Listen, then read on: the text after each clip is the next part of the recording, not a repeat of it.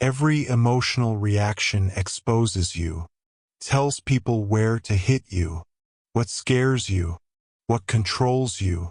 The moment you react emotionally, you give away leverage. You give away authority. You give away control. This audiobook is about shutting that leak down, not by suppressing emotion, but by disciplining it, because power is not loud. Power does not react. Power observes, decides, and moves last. If you are tired of being readable, predictable, and emotionally exposed, this audiobook is your line in the sand. Listen carefully. This is where control begins. Chapter 1. Emotional reactions are information leaks. Every time you react emotionally, you transmit data. Not metaphorically, psychologically. Your face tightens. Your voice changes. Your timing speeds up or collapses. And in that moment, you tell the world exactly where you are weak. That's not opinion. That's how power works. Anger reveals what threatens you. Defensiveness reveals insecurity. Excitement reveals desire. Silence reveals nothing. That's the difference. You think emotional reactions are human. They are. But they are also disclosures. And disclosures cost leverage. You have a choice. You can continue reacting and stay exposed. Or you can discipline your responses and become unreadable. That's the key. Most people don't realize this until it's too late. They argue back immediately. They explain themselves on instinct. They laugh too hard. They get offended too fast. And without saying a word, they hand over the blueprint of their internal world. If someone knows what angers you, they can control you. If someone knows what excites you, they can distract you. If someone knows what hurts you, they can destabilize you. That's not manipulation theory. That's reality. Emotionally reactive people are not unlucky. They are predictable. And predictability is vulnerability. It's not about being cold. It's not about suppressing feeling. It's about discipline. You don't need their permission to stay unreadable. Think about the calmest person you know under pressure. They don't rush to respond. They don't justify themselves. They don't react publicly. They pause. That pause is not hesitation. It's control. While others are broadcasting emotion, they are gathering information. That's the key. The one who reacts first loses position. The one who reacts last sets the frame. And silence is the cleanest frame there is. Here's where people get it wrong. They think reacting proves strength. They think speaking up proves confidence. They think showing emotion proves authenticity. It doesn't. Proves exposure. Power does not announce itself emotionally. Power stays contained. It's not about being expressive. It's about being selective. You have a choice. React or respond. Expose or protect. Let's make this practical. The next time someone challenges you verbally, watch your instinct. Do you feel the urge to defend, to explain, to correct them immediately? That urge is not strength. It's a leak. Instead, do nothing for 5 seconds. No facial change. No verbal filler. No emotional confirmation. Just stillness. That stillness forces the other person to fill the gap. They reveal themselves while you reveal nothing. That's the key. Silence creates pressure. Pressure exposes the other side. Another example. Someone criticizes you unfairly. The reactive person fires back emotionally. They argue facts. They escalate tone. and now they look insecure even if they're right. The disciplined person listens, acknowledges internally, responds later or not at all. Why? Because control is not about winning the moment. It's about owning the position. You don't need their permission to disengage. Every emotional reaction you give away today becomes a lever used against you tomorrow. People remember what triggers you. They store it. They test it. And every time you react the same way, you confirm their map. That's why emotionally disciplined people seem hard to read. It's not mystery. It's restraint. This does not mean you feel nothing. You feel everything. But you don't perform it. You process privately. You decide deliberately. You act cleanly. It's not about suppression. It's about containment. Suppression explodes later. Containment creates authority. That's the key. Here's the rule you need to install immediately. Never let your first reaction be visible. Not to praise. Not to insult. Not to pressure. Your first reaction is raw, unfiltered, exposed. Delay it. That delay is where power lives. You have a choice. Watch how this changes interactions. People become cautious around you. They slow down. They second-guess their approach. Not because you're aggressive, because you're unreadable. And unreadable people cannot be easily controlled. Most people are emotional open books. They think transparency is virtue. They think expression equals honesty. But honesty without discipline is self-sabotage. It's not about hiding who you are. It's about choosing when and where to reveal. That's discipline. That's strength. From now on, treat emotions like currency. You don't throw money on the table for everyone to see. You allocate it intentionally. Same with emotion. Who has access? Who doesn't? That decision alone will change your life. Let this land. Silence protects power. Reactions donate it. Every time. You have a choice. Master this and you stop being exposed. You stop being predictable. You stop being controllable. You don't need their permission. You mastered the truth. Emotional reactions are information leaks. Now let's go deeper. Chapter 2. Why reactive people are always controlled. You think the world controls you. Your boss. Your partner. The pressure. The chaos. Doesn't. Your reactions do. That's the uncomfortable truth. Nothing external has power over you until it triggers something internal. The moment you react emotionally, control shifts away from you. You have a choice. Reactive people live under the illusion that circumstances decide their behavior. They say, I had no choice. They say, anyone would react that way. They say, you don't understand the situation. They're wrong. The situation is neutral. Your reaction is not. That's the key. When someone can provoke you, they can steer you. Not because they're stronger. Not because they're smarter. But because you hand them the wheel.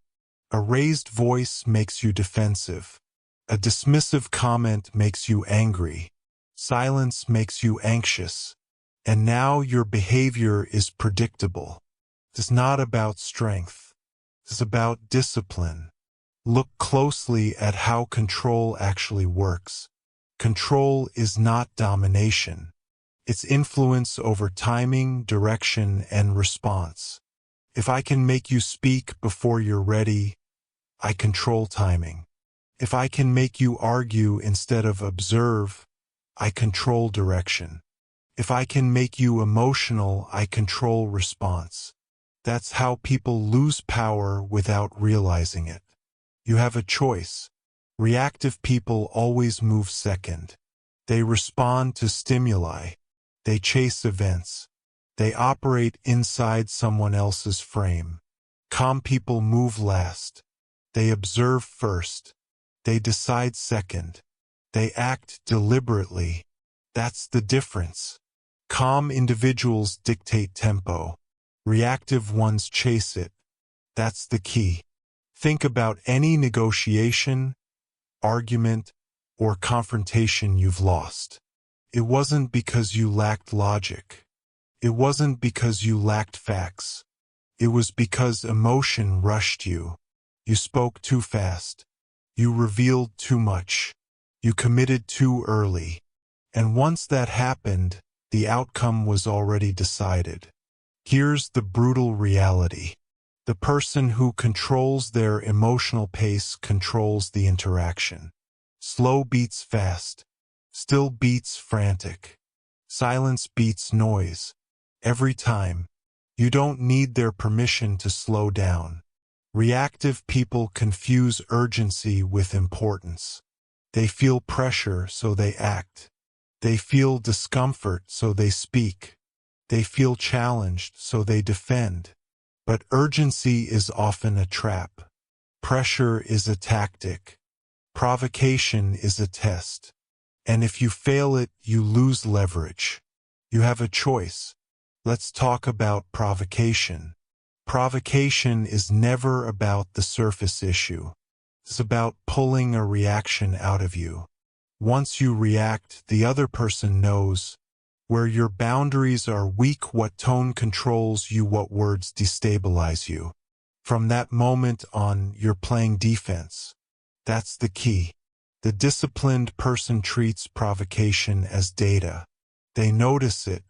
They log it. They do not reward it. No raised voice. No sharp response. No emotional spike.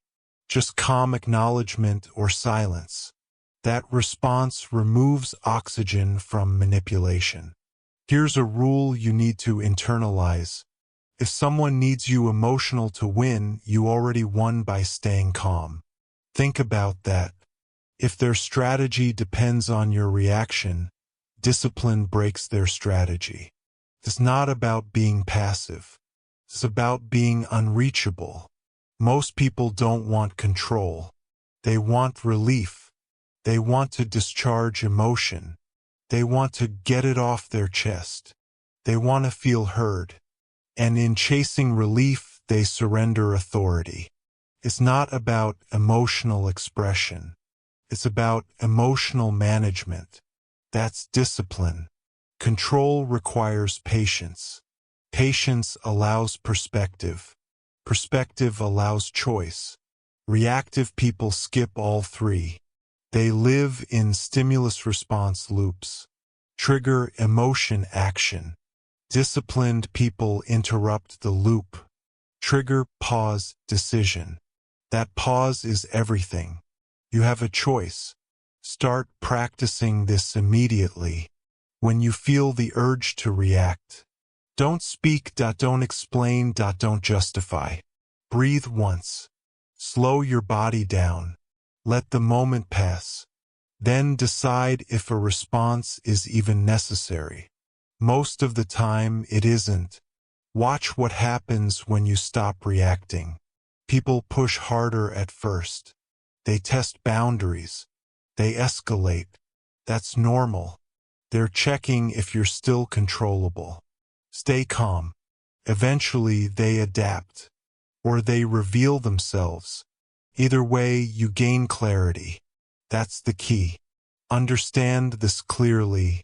You don't win control by overpowering people. You win it by not being pulled. Pulled into arguments. Pulled into emotions. Pulled into urgency. The moment you are pulled, you are no longer leading. This discipline applies everywhere. At work. In relationships. In conflict. In silence.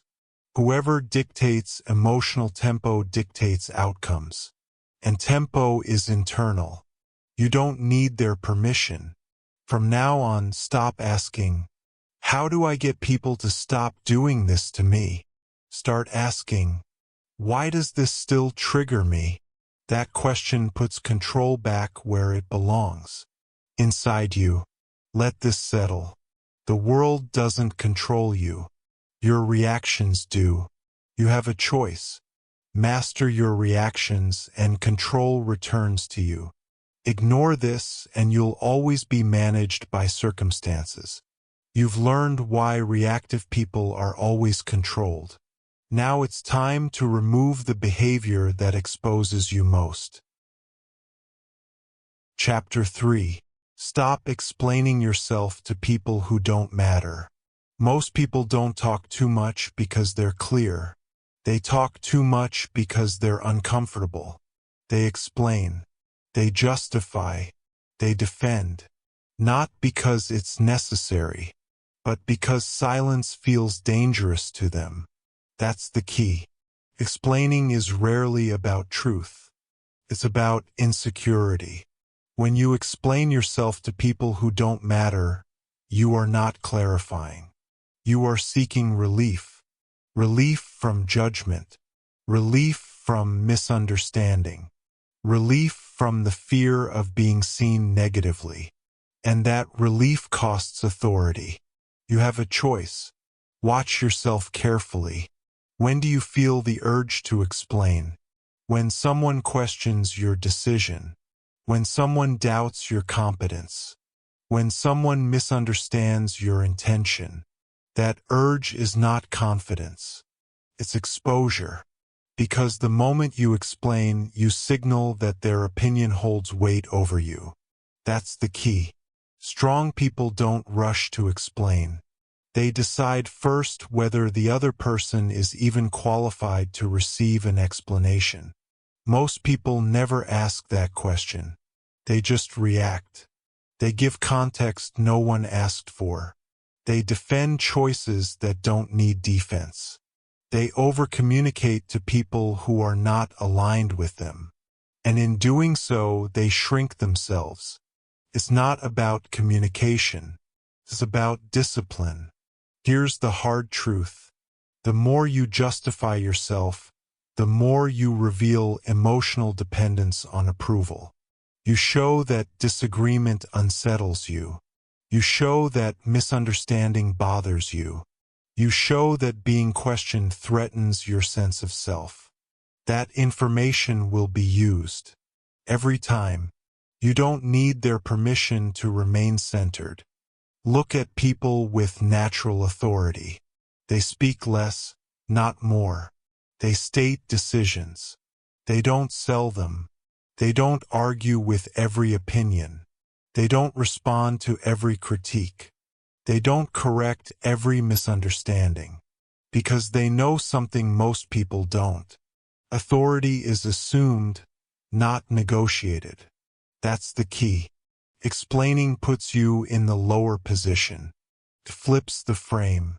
Now you are the one asking to be understood. Asking to be accepted. Asking to be validated. And the other person becomes the judge. That's backwards. You have a choice. This does not mean you never explain. It means you explain selectively. You explain upward. You explain to those who have context. You explain to those who have earned access. You do not explain to critics. You do not explain to outsiders. You do not explain to people committed to misunderstanding you. That's discipline. Here's a practical rule to adopt immediately. If someone demands an explanation with emotional pressure, do not give it. Pause. Ask yourself, does this person actually need clarity, or do they want control? Most of the time, it's control, and control thrives on your words. Silence starves it. That's the key. Let's talk about over-explaining. Over-explaining is a habit formed by fear. Fear of being disliked. Fear of being misjudged. Fear of being excluded. So you add details. You soften your language.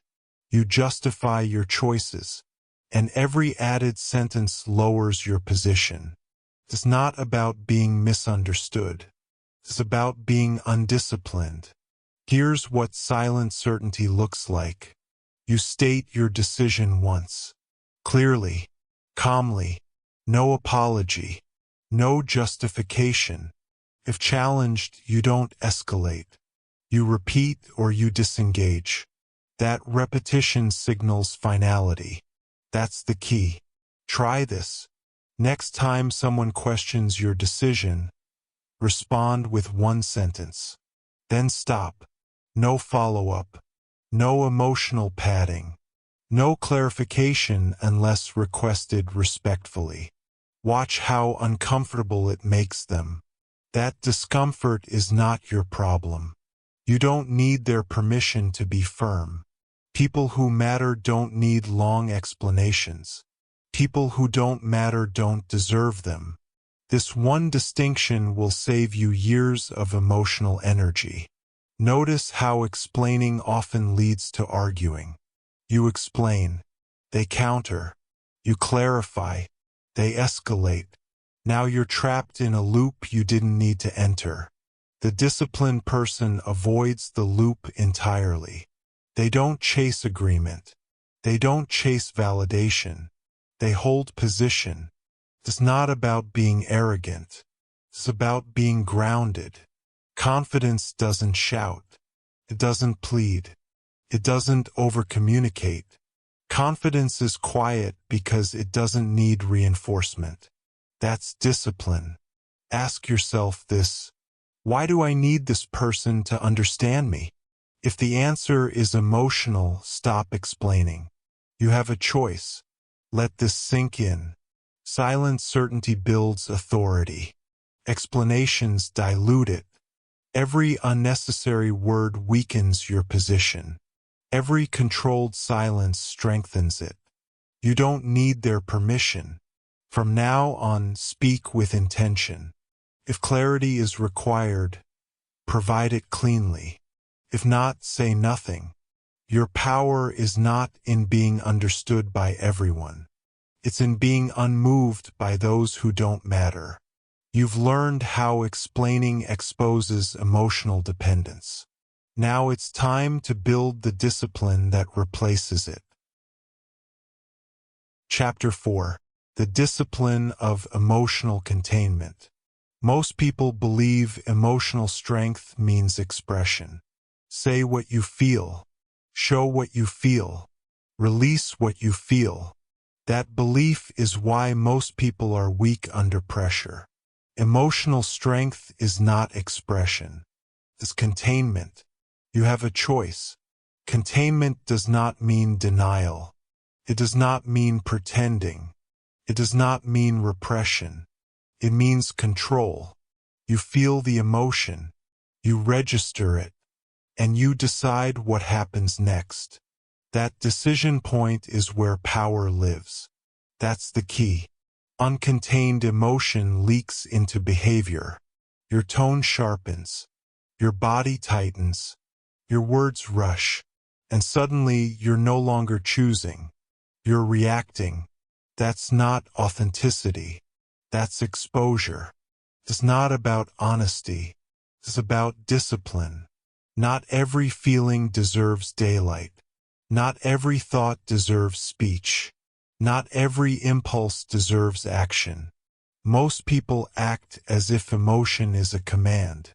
It's not. Emotion is information. What you do with that information determines your position. You have a choice.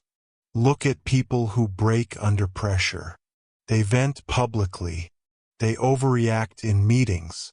They unload in moments that require restraint. They think release equals relief. It doesn't. Creates regret. Containment prevents regret. That's the key. Containment creates pressure. And pressure creates presence. When you don't immediately discharge emotion, it builds internally. Not as chaos, as density. That density sharpens your attention. It steadies your posture. It slows your speech. People feel it. They may not understand it, but they sense it. That's presence. Presence is not charisma. It's not performance. It's the weight of unspent emotion held under control. You don't need their permission to hold it. Most people are emotionally porous. Everything gets in. Everything comes out. Containment closes the gate. You decide what enters. You decide what leaves. That boundary alone changes how people treat you.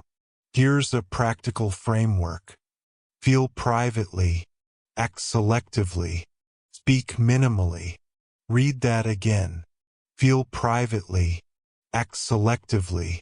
Speak minimally. That's emotional discipline. When anger arises, don't express it immediately. Contain it. Ask, what is this emotion pointing to? What action, if any, actually serves me? Most of the time, the best action is delay. That delay converts emotion into clarity. That's the key. When excitement arises, don't broadcast it. Contain it. Overexcitement creates recklessness. It signals desire.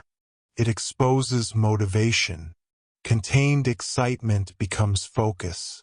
When fear arises, don't confess it publicly. Contain it. Fear expressed too early invites pressure. Fear contained turns into vigilance. It's not about eliminating fear. It's about using it. People who cannot contain emotion are always managed by it. They say things they regret. They make promises they can't keep. They escalate conflicts unnecessarily. And then they wonder why they feel drained. It's not about emotional intensity.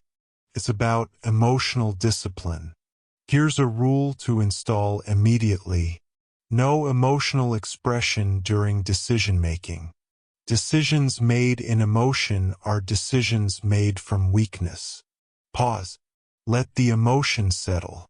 Then decide. You have a choice. Containment also protects your identity. When you express everything, people label you. You're angry. You're insecure.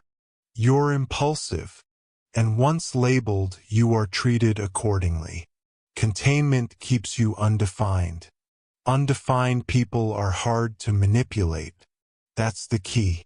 This is why silence feels powerful. Silence is containment made visible.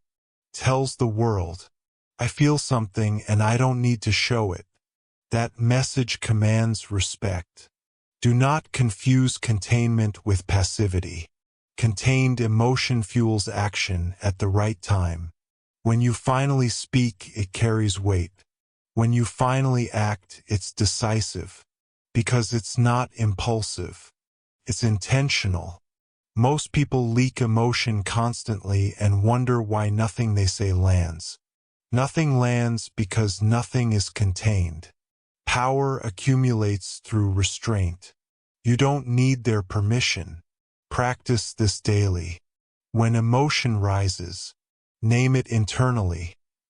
Say nothing externally. Wait. Let the initial wave pass. What remains is usable energy. That's discipline. Containment will feel uncomfortable at first. Your nervous system is used to discharge, used to release, used to explain. Sit with the discomfort. That discomfort is growth. Pressure creates presence. Presence creates authority. That's the key. Eventually, containment becomes natural. You stop reacting. You stop leaking. You stop exposing. And people begin to adjust. They speak more carefully. They push less. They listen more. Not because you demanded respect. Because your discipline made it unavoidable. Let this settle. Emotional strength is not expression. It's containment. Not every feeling deserves daylight. Containment creates pressure. Pressure creates presence. You have a choice. Master this discipline, and your inner world stops spilling into your outer life. Now, it's time to understand why this discipline makes others uneasy, and why that works in your favor. Chapter 5. Why silence makes people uncomfortable and powerful. Silence makes people nervous. Not because silence is empty, but because silence removes control. When you stop talking, you remove emotional cues. No tone to read. No intent to interpret. No weakness to grab. And when people can't read you, they start projecting themselves. You don't need their permission. Most people rely on feedback to feel safe. Nods, responses, agreement, emotion. Silence cuts all of that off. Now they're alone with their thoughts. That's the key. Silence forces uncertainty, and uncertainty exposes people. They talk more. They explain themselves. They overcommit. They reveal motives, while you say nothing. That imbalance is power. Understand this clearly. The person who speaks less controls the frame. The one who fills silence is reacting. The one who holds silence is leading. That's not theory. That's observable behavior. Watch any negotiation, any confrontation, any high-stakes conversation. The first one to rush words loses leverage. Silence is not weakness. Weakness is the inability to sit with discomfort. Silence is strength because it shows emotional control, patience, inner stability. It signals that you are not dependent on validation. That's the key. People fear silence because silence denies them certainty. They want to know, are you angry? Are you agreeing? Are you offended? Silence answers none of that. So they guess. And when people guess, they reveal. Here's the manipulation pattern most people fall into. Someone pressures them. They respond emotionally. The pressure increases. Why? Because reaction confirms vulnerability. Silence breaks the pattern. When pressure meets silence, the pressure collapses. You don't need their permission. Silence is not passive. It's active restraint. It says, I am aware of what's happening, and I'm choosing not to react. That message is unsettling to people who rely on emotional leverage. Let's talk about framing. The frame is the invisible structure of an interaction. Who's leading? Who's explaining? Who's seeking approval? Silence resets the frame. The moment you stop talking, the other person must respond to you. That's control. Here's a practical exercise. Next time someone confronts you verbally, do this. Maintain eye contact. Relax your face. Say nothing. Count to 5 internally. Most people won't last 3 seconds. They'll add words. They'll justify. They'll soften. They're trying to regain control. That's the key. Silence also exposes manipulation. Manipulators need reaction to operate. No reaction means no leverage. They escalate at first. They test boundaries. Then they either back off or reveal intent. Either outcome benefits you. Many people fear silence because they associate it with losing connection. But connection built on constant reassurance is fragile. Real respect survives silence. Real authority grows in it. It's not about being distant. It's about being unmovable. Silence is also a filter. People who respect you will slow down. They will choose words carefully. They will seek clarity without pressure. People who don't will push harder. Now you know exactly who you're dealing with. That's the key. Here's another rule to install. Never break silence to relieve someone else's discomfort. That discomfort is doing the work for you. Let it. You don't need their permission. Silence makes people uncomfortable because it removes emotional mirroring. They can't match your energy. They can't calibrate. So they overexpose themselves. That's not cruelty. That's clarity. This is why calm, quiet individuals are often perceived as powerful. Not because they dominate, because they cannot be read or rushed. Their stillness sets the pace. Silence does not mean avoidance. It means timing. You choose when to speak. You choose what to reveal. That choice alone puts you ahead of most people. Practice this daily. In conversations, speak less than necessary. Pause before responding. Let gaps exist. Notice how often others rush to fill them. Notice how the dynamic shifts. That's discipline. It's not about being mysterious. It's about being unavailable to manipulation. Silence denies access to your inner world. That's power. Let this settle. Silence removes emotional cues. It forces projection. It exposes uncertainty. The person who speaks less controls the frame. Silence is not weakness. It's unavailability to manipulation. You have a choice. Master silence and you stop being pulled by others' agendas. Now that you understand the power of silence, it's time to learn how to step back mentally, without losing focus or direction. Chapter 6. Detach first, decide second. Most bad decisions are not made because people are stupid. They're made because people are emotional. They feel pressure. They feel urgency. They feel something and they act. That's the mistake. If you decide while emotional, you decide from weakness. That's the key. Detachment is not avoidance. It's not coldness. It's not apathy. Detachment is distance. Distance between stimulus and response. Distance between emotion and action. Distance between what happens and what you do next. That distance is where clarity lives. You have a choice. Most people collapse distance. Something happens.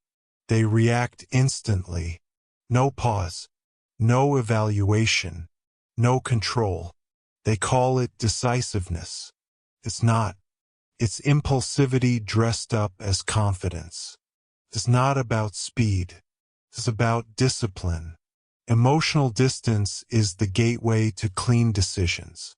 Clean decisions are not rushed. They are not charged. They are not defensive. They are calm. They are deliberate.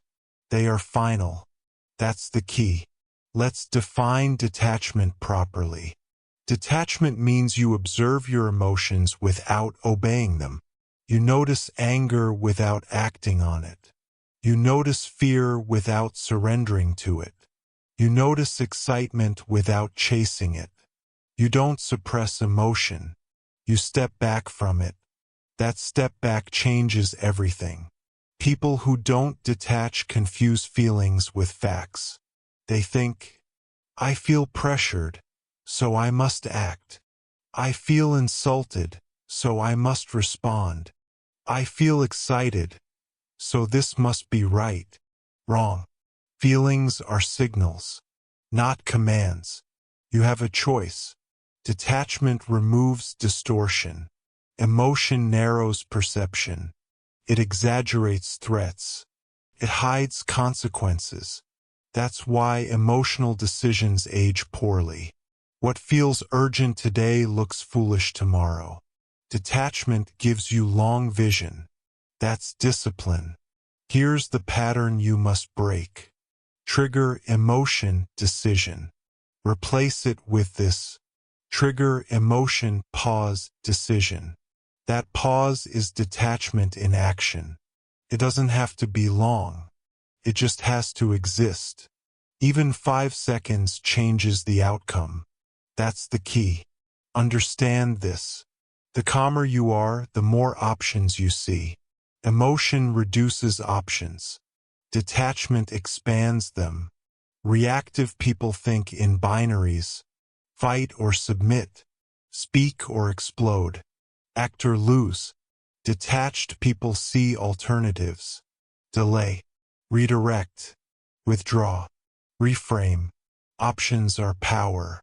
Detachment also protects you from manipulation. Manipulation relies on emotional urgency. Decide now.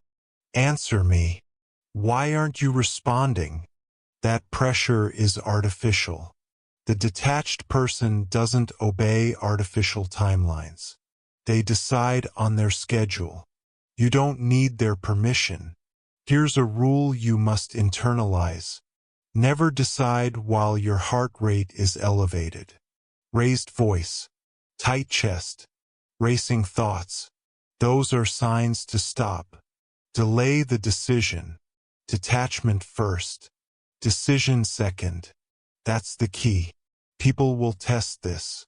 They will push harder when you don't react. They will interpret detachment as weakness. It's not. It's restraint. Restraint confuses people who rely on emotional leverage. They can't rush you. They can't steer you. That frustrates them. Good. Detachment does not mean indecision. It means intentional timing. You decide when you are clear, not when you are provoked. That alone separates leaders from followers. Let's talk about regret. Regret is the tax paid on emotional decisions. Things said too fast. Commitments made too early. Reactions you wish you could take back. Detachment eliminates most regret. Because clarity replaces impulse. That's discipline. Here's a practical exercise. When faced with a decision under pressure, say this internally. I don't need to decide this now. Even if you eventually decide the same way, the pause restores control. You have a choice. Detachment also sharpens judgment of people. When you're emotional, you project. When you're detached, you observe. You see patterns. You see motives. You see inconsistencies. Emotion hides these things. Detachment reveals them. That's the key. This applies everywhere. Arguments, negotiations, relationships, work. The person who detaches controls direction. The person who reacts follows it. Many people fear detachment because they equate it with losing passion. They think distance kills intensity. It doesn't. It refines it. Detached passion is focused. Emotional passion is chaotic. It's not about killing feeling. It's about mastering it. Detachment also restores self-respect. You stop acting out of fear of loss. You stop acting to please. You stop acting to defend ego. You act because you chose to. That's power. Let this sink in. If you decide while emotional, you decide from weakness. Detachment does not make you passive. It makes you precise. You don't need their permission to step back. From now on, install this sequence into your life. Detach first. Decide second. Act cleanly. Repeat it. Live it. That's discipline. You've learned how to step back mentally without losing direction. You've learned how clarity replaces chaos. Now it's time to learn what to do when others cross the line, and why reacting is never the answer. Chapter 7. Stop reacting to disrespect, start withdrawing access. Most people think disrespect requires a response. A sharp comeback. A raised voice. Confrontation. Doesn't. Disrespect feeds on reaction. And every emotional reaction rewards bad behavior. You have a choice. When someone disrespects you, they are testing access. Access to your attention. Access to your emotion. Access to your time. When you react emotionally, you pass the test for them. You confirm they can reach you. That's the key. People who react to disrespect loudly believe they are defending themselves. They're not. They're advertising sensitivity. They show where the boundary is weak. And weak boundaries get pushed again. Here's the truth most people refuse to accept. Disrespect is rarely about you. It's about leverage. The person is checking. Can I provoke you? Can I pull emotion from you? Can I destabilize you? If the answer is yes, the behavior continues. It's not about ego. It's about discipline. Withdrawal of access is the ultimate response. Not anger. Not explanation. Not retaliation. Removal. You don't argue with disrespect. You reduce proximity to it.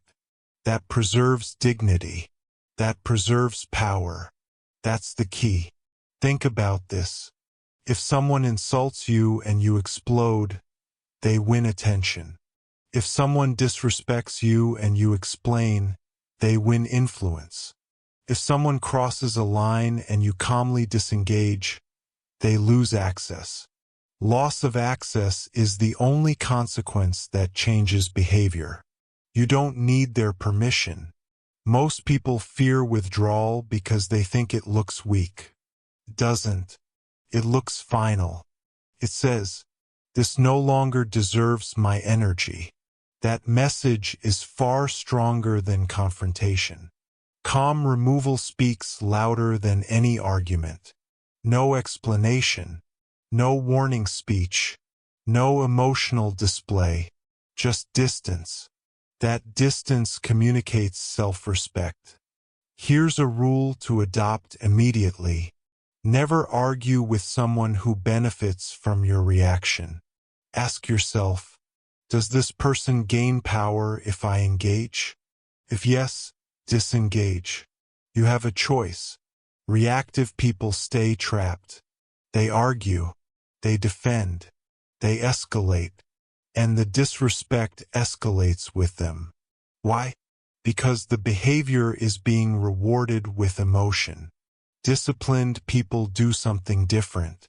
They respond once calmly or not at all. Then they withdraw access. They stop replying. They stop initiating. They limit interaction. No drama. Just boundaries. That's the key. Let's be clear. Withdrawal is not avoidance. It's enforcement. Avoidance is fear. Withdrawal is choice. One comes from weakness, the other from strength. It's not about being offended. It's about being disciplined. Here's how to do this in real life. At work, reduce unnecessary communication. Keep responses brief and neutral.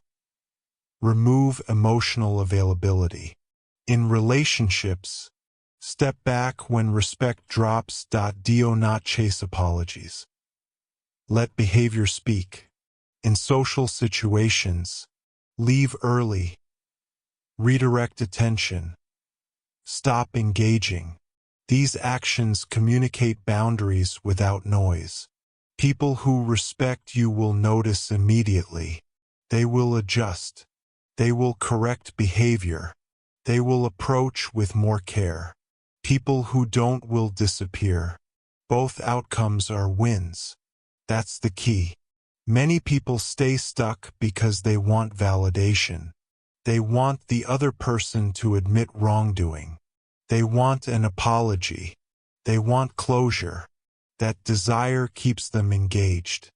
Engagement keeps them exposed. It's not about closure. It's about control. Here's another rule.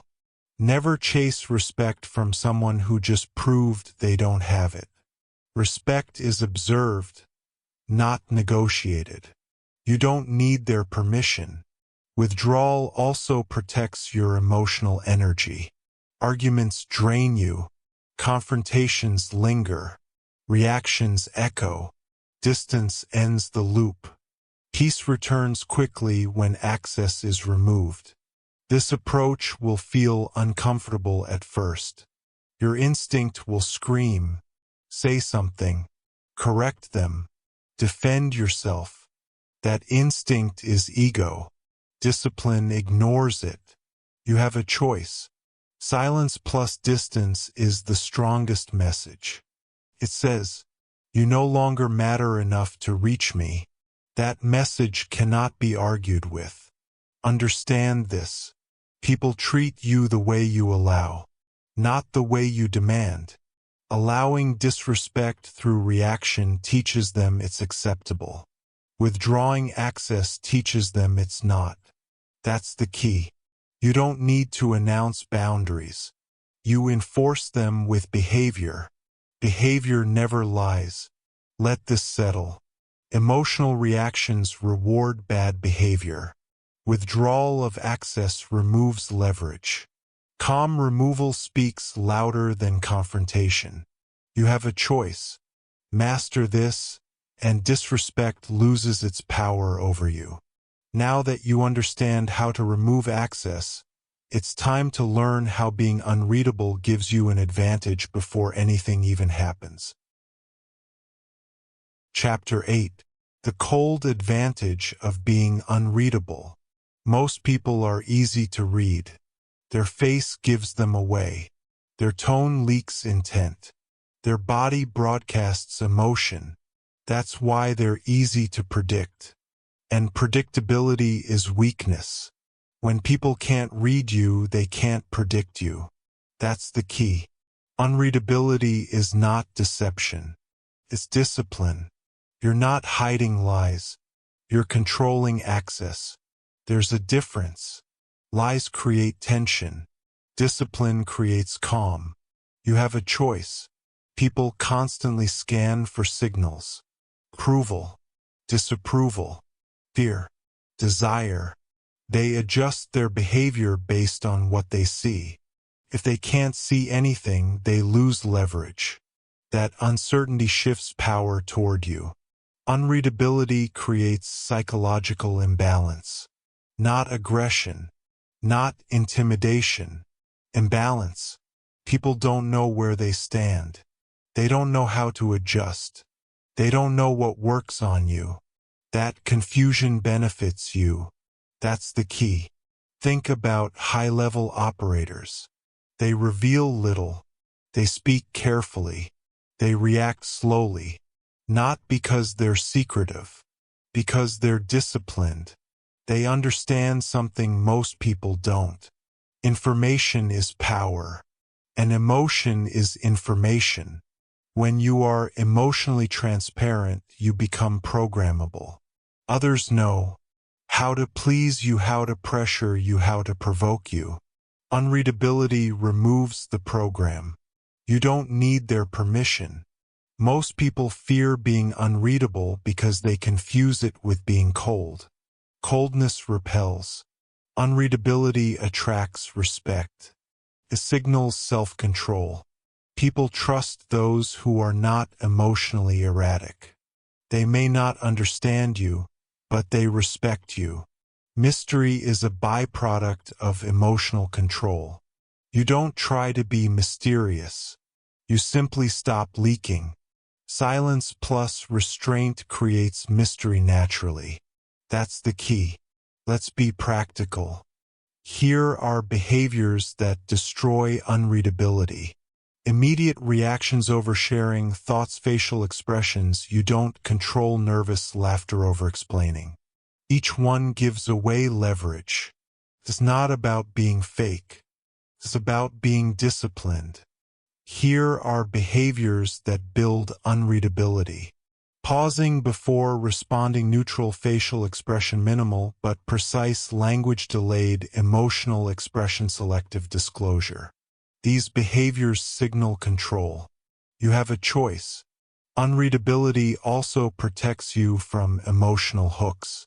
People often bait reactions with subtle comments. A look, a joke, a challenge. If you react, the hook works. If you stay neutral, the hook fails. That's the key. Notice this. When people can't read you, they start filling in the blanks. They assume strength. They assume confidence. They assume authority. Not because you claimed it, because uncertainty forces projection. This is why unreadable people often seem intimidating. Not because they threaten, because they cannot be sized up. And what can't be sized up can't be controlled. Unreadability also sharpens your own perception. When you're not busy reacting, you're observing. You see shifts in tone. You see inconsistencies. You see intentions. Emotional noise blinds most people. You don't need their permission to see clearly. Here's a rule to install. Never let people know exactly how you feel in real time. Delay.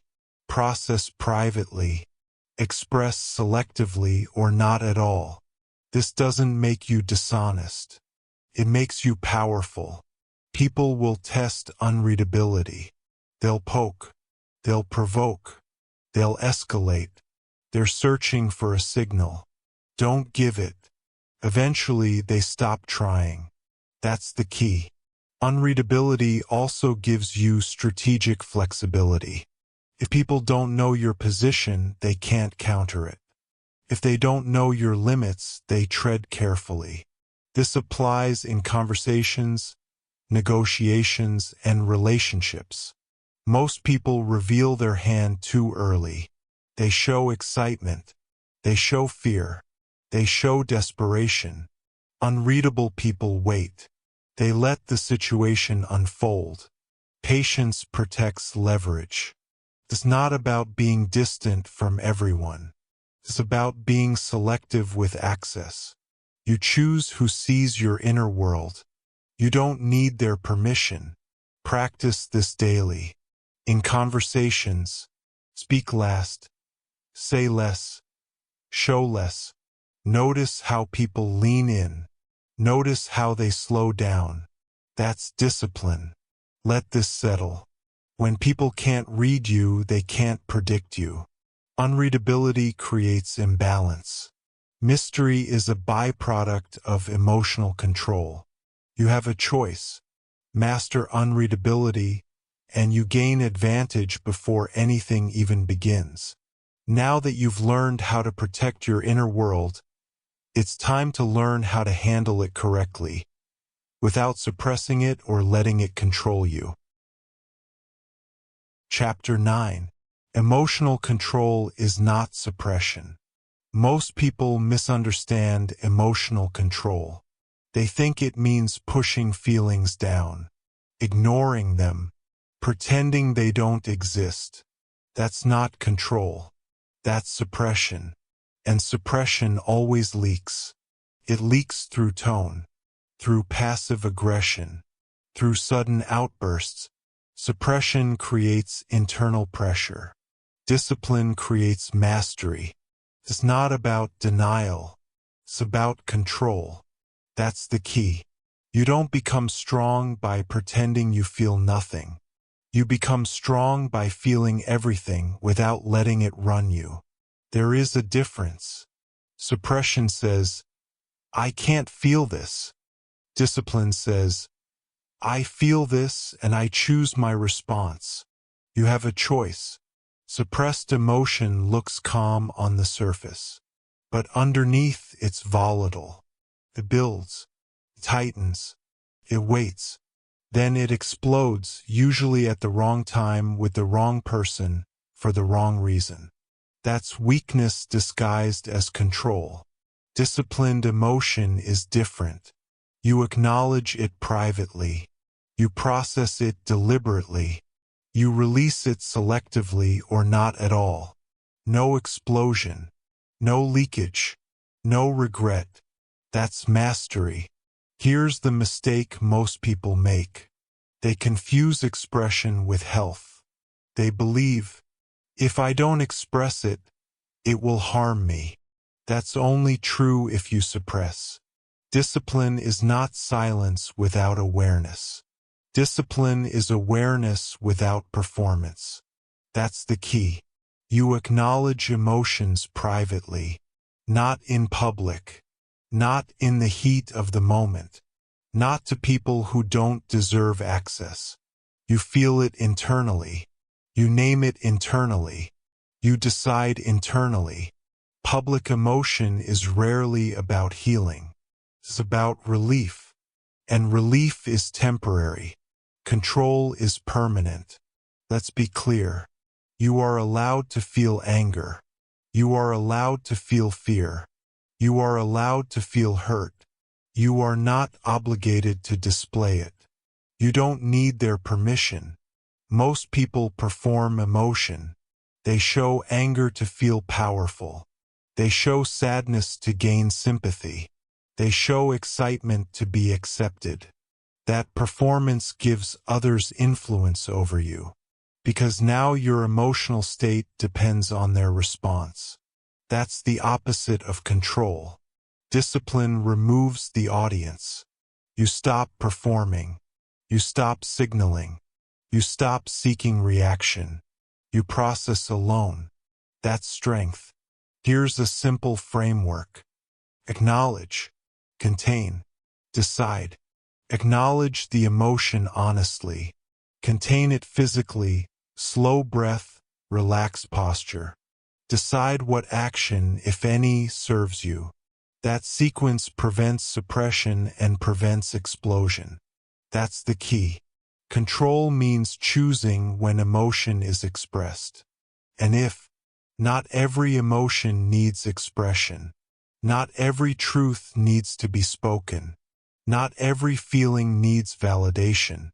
Some emotions are meant to inform you, not broadcast you. Ask yourself this question often. What does expressing this emotion actually get me? If the answer is relief, attention, validation, pause. Those are short-term rewards with long-term costs. You have a choice. Emotion expressed without discipline weakens your position. Emotion managed with discipline strengthens it. It's not about being cold. It's about being sovereign. Here's another truth. People respect those who can feel deeply without acting impulsively. Why? Because emotional regulation signals maturity. Uncontrolled emotion signals instability. Instability invites control from the outside. That's the key. Suppression says, this emotion is dangerous. Discipline says, this emotion is useful. Anger can sharpen boundaries. Fear can sharpen awareness. Sadness can sharpen reflection. But only if you don't let them hijack behavior. Here's a rule to adopt immediately. Never express emotion at peak intensity. Peak intensity is distortion.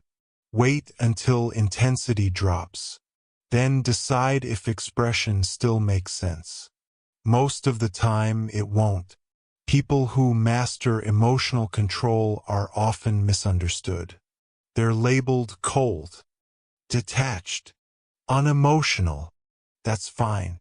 Those labels don't cost you anything. Losing control does. You don't need their permission. This discipline also protects your inner life. When you stop dumping emotion outward, you stop draining energy. You feel calmer, more stable, less reactive, not numb, clear. Let's address the fear. Many people worry, if I don't express emotions, they'll build up. They only build up if you ignore them. Processing is not expression. Reflection is not reaction. You can write. You can think. You can train your body. You don't need an audience. Control is not silence forever. It's selective release. You choose the time. You choose the place. You choose the person. That choice is power. It's not about being emotionless. It's about being emotionally literate. You read your emotions. You understand them. You use them. You don't obey them. Let this settle. Suppression creates pressure. Discipline creates mastery. You acknowledge emotions privately, not perform them publicly. Control means choosing when and if emotion is expressed. You have a choice. You've now learned how to manage emotion without denying it. One chapter remains. It's where everything comes together.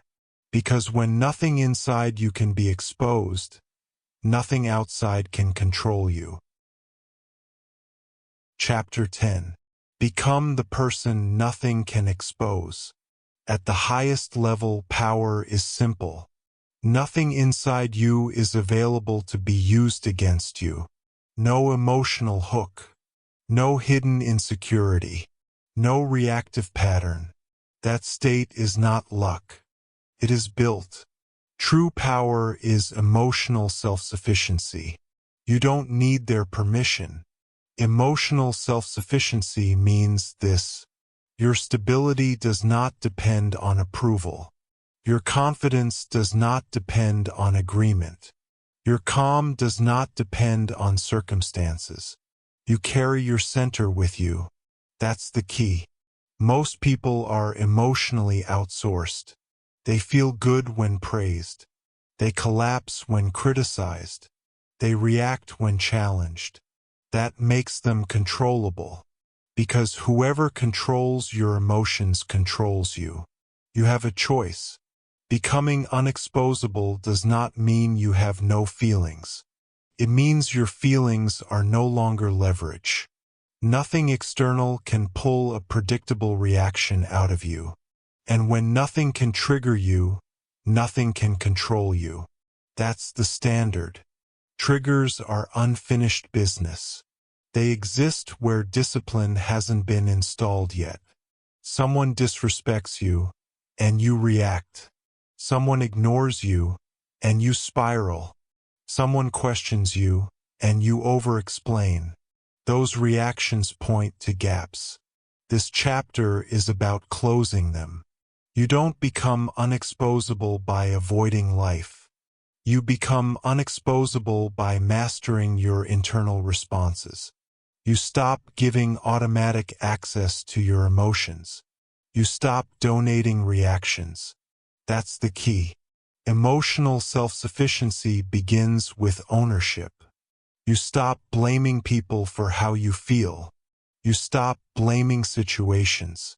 You stop blaming the past. You take responsibility for your reactions.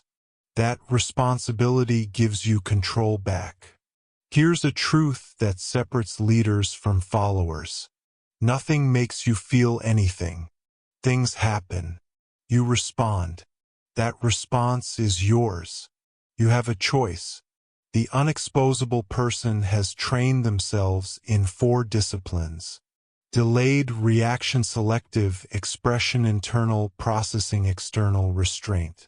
You've practiced all 4 throughout this book. Now they converge. Delayed reaction means nothing gets an instant response. Not praise. Not insult. Not pressure. Time protects leverage. Selective expression means emotion is released intentionally, not reflexively. You choose the outlet. You choose the timing. You choose the audience. Most emotions never leave you. That's discipline. Internal processing means you resolve emotion privately. You think. You write. You train. You reflect. You don't dump. You don't perform. External restraint means your behavior stays consistent regardless of internal storms. Same tone. Same posture. Same presence. People can't tell what you're feeling. And that's the point. When these 4 disciplines are in place, exposure becomes impossible. There is nothing for others to grab. No button to press. No nerve to hit. That's the key. Most people fear this level of control. They think it will make them distant. It doesn't. It makes them sovereign. You're still human, still capable of connection, still capable of warmth. But connection is chosen, not forced. The unexposable person does not react to tests. And people will test you. They'll push boundaries. They'll provoke. They'll disrespect.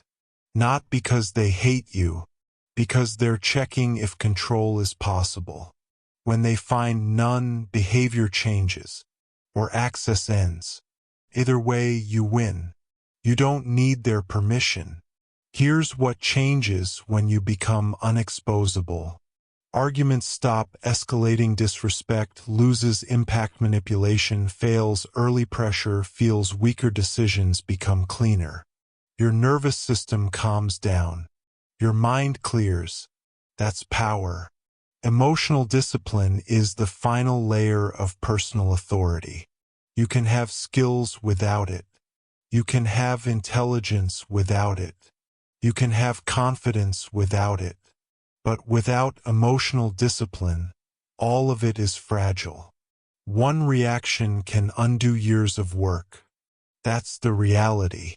With discipline, authority becomes stable. People feel it before they understand it. They slow down around you. They choose words more carefully.